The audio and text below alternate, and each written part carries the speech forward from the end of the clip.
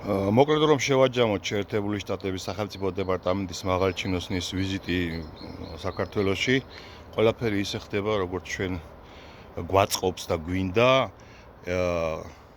ეს ქალბატონი ჩამობრძანდა ერევნიდან, ანუ ტრამპის დერეფანზეა ლაპარაკი აქ, ანაკლიაზე შესაბამისად მიბმულია დიდ გეოპოლიტიკურ პროექტზე.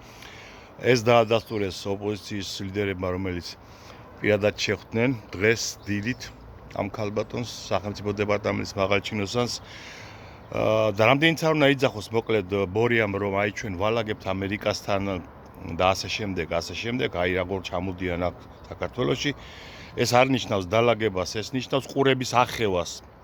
და მარტივად ვიტყვი რატომ ტრამპი დაინტერესებულია, ამერიკა დაინტერესებულია ანაკლიის სპორტით. ანუ ამერიკას უნდა ანაკლიის სპორტი.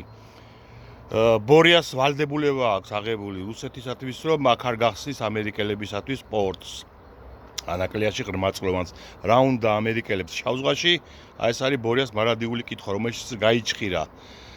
და ნონსენსი არის ბორიას არსებობა საქართველოში. ის არის გაჭედილი ორ ცეცხლშუა. აქეთ ამერიკა აწვება რომ ტრამპის დავალებით გაკეთდეს აქ ამერიკული პორტი ანაკლიაში და მეორე მხრივ რუსეთს არ უნდა რომ აქ ამერიკელები შემოვიდნენ შავ ზღვაში და ამერიკელები შემოვლენ შავ ზღვაში. შავ ზღვაში კი არა ირანის საზღვართან განანაგერ სომხეთში და ტრამპის დერეფანს ატარებენ და იქ კერძო არმიას ჩააგზავნიან მალე იმისაც რომ დაიცვას ამერიკული ინვესტიციები, ეს 10 მილიარდ დოლარამდე არის.